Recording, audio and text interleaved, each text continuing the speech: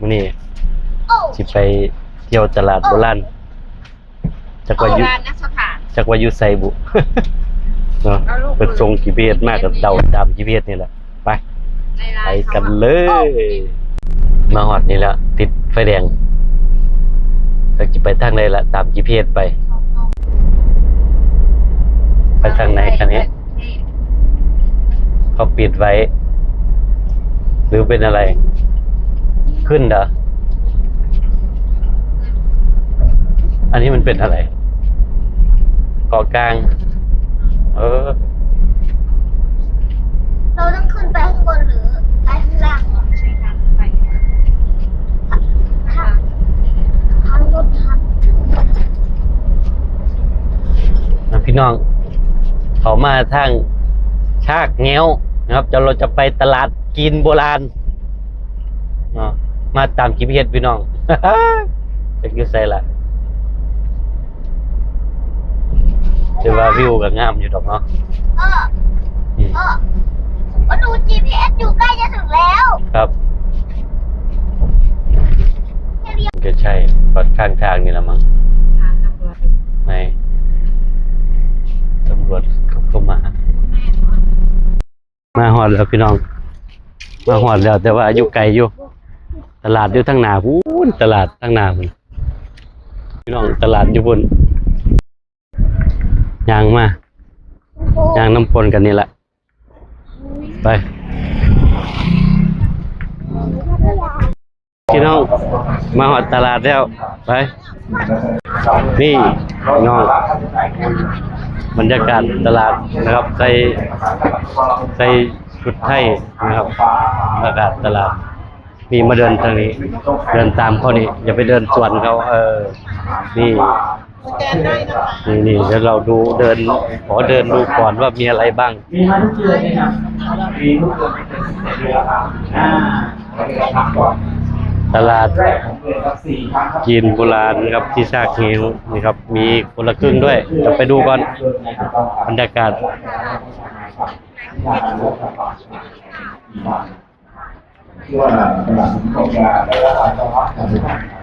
บอกสถานที่เขาเลยโอ้โหพี่เชื่อตัวใหญ่เลยเนี่ยอ๋อที่นี่เขาจะแบบว่าเป็นร้านค้าที่แบบแต่งชุดไทยนะครับแต่งชุดไทยพี่น้องเนาะกระแปลกดีเพื่อนนะไหนชุดไทยใช่ใส่ชุดไทยขายของเนาะเดี๋ยวน่าจะสวยตอนมืดๆนะตอนนี้มันยังไม่มืดเนาะตอนนี้ยังไม่มืด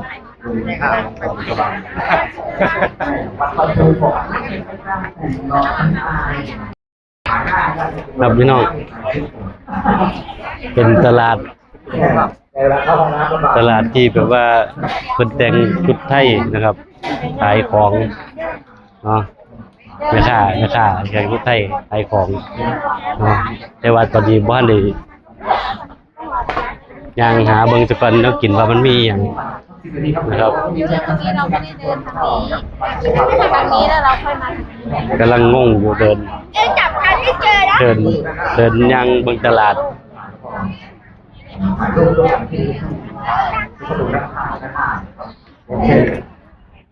ทยอยมาแล้วครับไม่ว่าจะเป็นท่านนายอำเภอชาติโซ่นี่ครับเป็นเอกลักษณ์ครับเอกลักษณ์แบบว่าใส่ชุดไทยขายของไก่กับเขานะครับอยู่นี่ก็มีโครงการคนละครึ่งนะครับบรรยากาศเวลานัดหมาย 18 นาฬิกา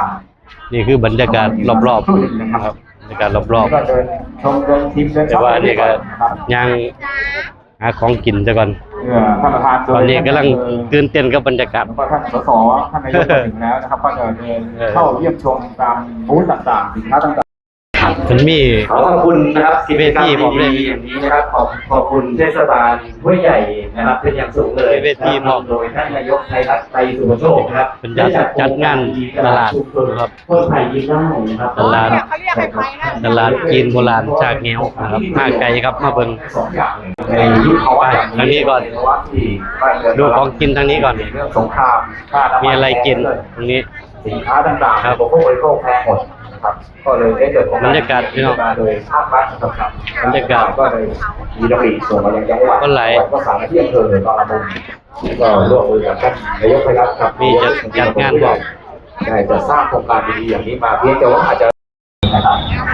ว่าการสร้าง คนหลายพี่น้องเป็นจัดงานเนาะเป็นจัดงานพร้อมคนหลายเนาะอยู่ตลาดเป็นมีงานแสดงโชว์มีศิลปินดารามาพร้อม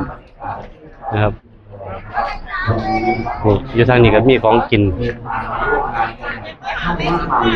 ย่างหาของกินก่อนบรรยากาศพี่น้องบรรยากาศมาตลาดกินโบราณจากแก้วคนไทยคนไทย ย่ากันตรงนี้เลยนะครับของเล่น แม่ถือให้วางเลยจิ้มเอา นี่บรรยากาศตลาดบางคนก็เป็นของใช้ เดี๋ยวสักครู่นะครับเดี๋ยวเรารอท่านประธาน ในแนวกินย่างกินอยู่ตลาด เออ7042 ครับ ถืออย่างนี้ใช่ไหมโอเคไปเดินไปนู่นเดินไปนู่น เดินไปย่างกินพร้อมในตลาดพร้อมคนหลายพี่น้องบรรยากาศพุ่นน่ะบรรยากาศตลาด หลายแห่ง ท่านในอำเภอชาติชัยศรีพวกอ่อน มาย่างตลาดกินโบราณจากแนวครับอยู่ห้วยใหญ่ครับเกิดหยังจำบ่ได้ว่าอยู่แถวใดครับ เพราะว่ามาตาม GPS เนาะ มาตลาดบรรยากาศ มาเที่ยวตลาด ตื่นเต้นกับบรรยากาศตลาดพี่น้องเราบ่เคยเห็นแบบนี้ครับ ข้อมูลแล้วที่5กรกฎาคม ฮะอร่อยไหม วันนี้เจอกันครั้งต่อไปครับ เอากินหมดแล้ว ยังหาชื่อแนวกินพี่น้อง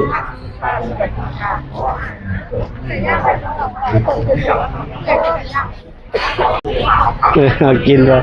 นี่อะไรเค้กจะกินเค้กเหรออ๋อไหนเค้กไหนพี่น้องมึงเนี่ยแม่ค้าก็ใส่ชุดไทยเค้กก่อนอันนี้ก็กินใหญ่เลยบรรยากาศพี่น้องมาเอาบรรยากาศตลาดซื้อเนาะอันนี้ก็ วันนี้ก็ต้อง สิกลับแล้วพี่น้อง ครับผมนะค เพ รับ ราะว่าอยู่ไกลบ้านอยู่ไกลครับ